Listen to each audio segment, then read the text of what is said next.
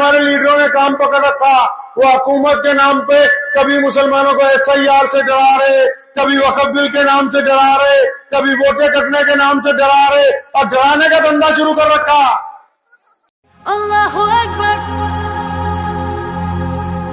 اللہ اکبر۔ بسم اللہ الرحمن الرحیم۔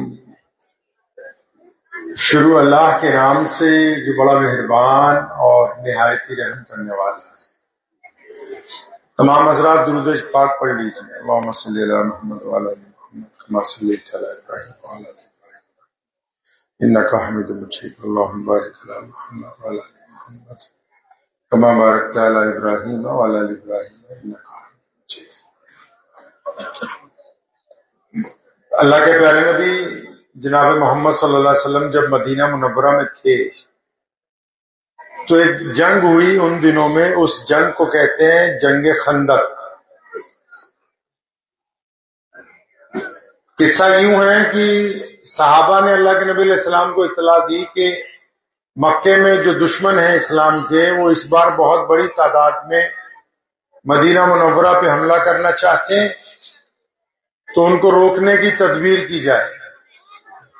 اب پتہ لگا دشمن اتنے زیادہ آنے والے ہیں کہ روکا کیسے جائے، تو حضرت سیدنا سلمان فارسی رضی اللہ عنہ نے کہا کہ ہمارے دیش میں جب دشمن کو روکنا ہوتا ہے تو چاروں طرف شہر کے کھائی بناتے ہیں تاکہ کوئی اس کھائی کو پار نہ کر سکے۔ ہم اس طرف رہیں گے تیر لے کے تو اس طرف دشمن رک جائے گا، تو اس طرح اپنے سے زیادہ دشمن کو بھی روکا جا سکتا ہے۔ تو چنانچہ کھائی کھودنی جب شروع کی تو وہ گرمی کے دن تھے، شدت کی گرمی تھی، اور اتفاق سے اس سال فصل نہیں ہوئی تو قحط پڑا ہوا تھا، کھانے پینے کی چیزیں کم تھیں، پانی پہلے سے ہی کم تھا۔ اب جب کھدائی شروع ہوئی تو پتہ لگا دشمن چل پڑا ہے مکے سے۔ اب روز ادھر سے بھی خبر آ رہی کہ دشمن چل رہا ہے، ادھر خندق تیار ہو رہی۔ جب دشمن بالکل قریب آنے والا تھا تو کچھ صحابہ نے آ کے رسول اللہ صلی اللہ علیہ وسلم سے کہا، یا رسول اللہ، آپ نے جہاں ہماری ڈیوٹی لگائی، جس جگہ ہم کھود رہے ہیں، وہاں تو ابھی کام رکا ہوا ہے، کیونکہ جو نیچے پتھر ہے، نیچے پہاڑ ہے، وہ ٹوٹ ہی نہیں رہا۔ اب نبی علیہ السلام نے جب یہ بات سنی تو آپ علیہ السلام خود موقع پر پہنچے۔ پھر یاد رکھیے گا، میں بتا رہا ہوں کہ دشمن قریب پہنچنے والا ہے، گرمی ہے، پیاس ہے، بھوک ہے، اور پریشانی کا وقت ہے، فکر مندی کا وقت ہے۔ اب نبی علیہ السلام جب وہاں پہنچے تو دیکھا واقعی خندق کا وہ حصہ تو توڑا ہی نہیں۔ اب چاہے ساری خندق تیار ہو گئی، جب یہ باقی ہے تو دشمن تو اندر آ جائے گا ادھر سے آسانی سے۔ تو نبی علیہ السلام نے ان کو یہ نہیں کہا کہ تم اتنے دن کیا کرتے رہے، ڈانٹا نہیں، ان پر ناراض نہیں ہوئے، بلکہ اللہ کے نبی علیہ السلام نے وہ ہتھوڑا اپنے ہاتھ میں پکڑا جس سے پتھر کو توڑا جاتا ہے۔ اب یہاں مختصر سی ایک بات آپ سے گزارش کر دوں کہ دنیا کے 70 مردوں کی طاقت جو ہے نا، وہ ملا کے ایک جنتی آدمی کی طاقت بنتی، اور 70 جنتیوں کو ملا کے ایک نبی کی طاقت بنتی ہے۔ اور محمد رسول اللہ کو تو اللہ نے 1,24,000 نبیوں کی طاقت بھی، ان کا علم بھی، اور پوری کائنات کے تمام خزانوں سے نبی علیہ السلام کو اپنا نائب بنا کے دنیا میں بھیجا۔ اب ہتھوڑا کس کے ہاتھ میں ہے جی؟ محمد رسول اللہ صلی اللہ علیہ وسلم کے ہاتھ۔ اب جب انہوں نے پہلی ضرب ماری تو وہ جو پتھر ٹوٹ نہیں رہا تھا کئی دن سے، پہلی ضرب میں ہی اس میں دراڑ پیدا ہو گئی، پورے کے پورے پتھر میں پھٹ گیا۔ اب نبی علیہ السلام، پھر آپ کو دوبارہ یاد دلا رہا ہوں، نبی علیہ السلام نے گرمی ہے، پیاس ہے، شدت ہے، پریشانی ہے، دشمن کے آنے کا اندیشہ ہے، اس دوران اپنے ہاتھ میں گن پکڑا، مارا، وہ دراڑ پیدا ہوئی تو فرمایا خوش ہو جاؤ، اللہ نے کیسر و کسرا کی چابیاں تمہیں عطا فرما دی ہیں۔ یعنی ادھر تو اپنی ابھی جان بچانے کی بات ہو رہی ہے، مدینہ بچانے کی بات ہو رہی ہے، صحابہ کی زندگیاں محفوظ کرنے کا کام ہو رہا ہے، لیکن نبی علیہ السلام نے کیا کیا؟ اس پریشانی کے وقت میں امت کو خوشخبری سنا دی کہ وہ جو بڑا ملک ہے، جو بڑی حکومت ہے، اللہ وہ بھی تمہیں عطا فرما دیں گے۔ ایک بار پھر سنیں دھیان سے، گرمی ہے، پیاس ہے، بھوک ہے، دشمن کے آنے کا اندیشہ ہے، تو نبی علیہ السلام اس کے درمیان کیا کر رہے ہیں؟ نبی علیہ السلام اپنی امت کو حوصلہ دے رہے ہیں، ڈرا نہیں رہے۔ کیا کر رہے ہیں جی؟ پریشانی کے وقت میں بھی امت کو حوصلہ دے رہے ہیں۔ آج کل ہمارے لیڈروں نے کام پکڑ رکھا، وہ حکومت کے نام پہ کبھی مسلمانوں کو SIR سے ڈرا رہے، کبھی وقف بل کے نام سے ڈرا رہے، کبھی ووٹیں کٹنے کے نام سے ڈرا رہے، اور ڈرانے کا دھندا شروع کر رکھا۔ اور نبی علیہ السلام کی کیا سنت ہے؟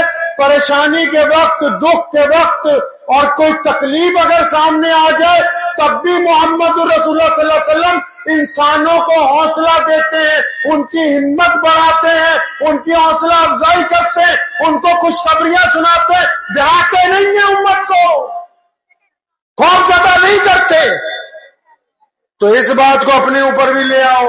اگر زندگی میں کبھی کوئی بڑی بیماری لگ جائے، کبھی گھر میں پریشانی آ جائے، کبھی رشتوں میں پریشانی آ جائے، تعلقات میں مصیبت پڑ جائے، کاروبار میں سلم آ جائے بہت بڑا، کوئی رشتہ داریوں میں کھٹاس آ جائے، تو اس کو بڑھایا نہیں کرتے، محمد رسول اللہ حوصلہ افزائی کرتے۔ کیوں؟ کیونکہ وہ کائنات کے سب سے بہادر انسان ہے، اللہ کے نائب بن کے آئے، اور بہادر وہی ہوتا ہے جو دکھ میں، تکلیف میں گھبراتا نہیں ہے، جو گھبرا کے گالیاں دینے لگے، جو گھبرا کے لڑنے لگے، جو گھبرا کے چگلیاں کرنے لگے، جو گھبرا کے برائیاں کرنے لگے، وہ بہادر نہیں ہے، وہ تو اول درجے کا بزدل ہے کہ ذرا سی پریشانی آتی ہے تو پھر بک بک کرنے لگ پڑتا ہے۔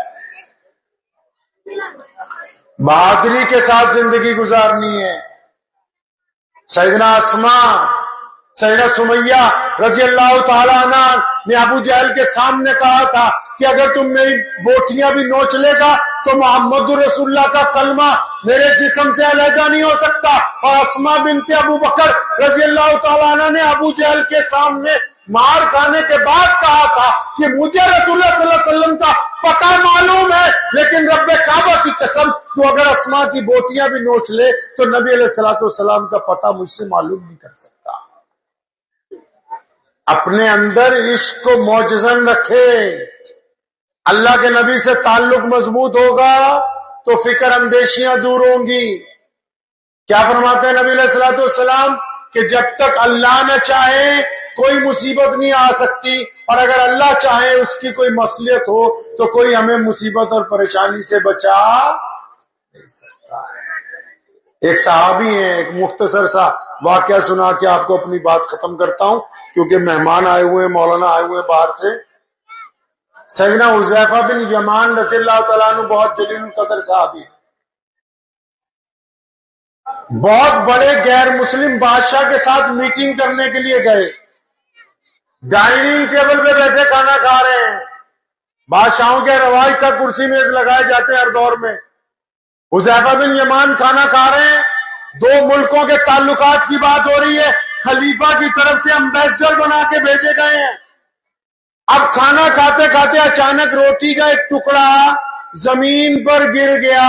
حذیفہ بن یمان رضی اللہ تعالیٰ عنہ اٹھے، اس ٹکڑے کو اٹھایا، جھاڑا اور پھر کھانے لگے۔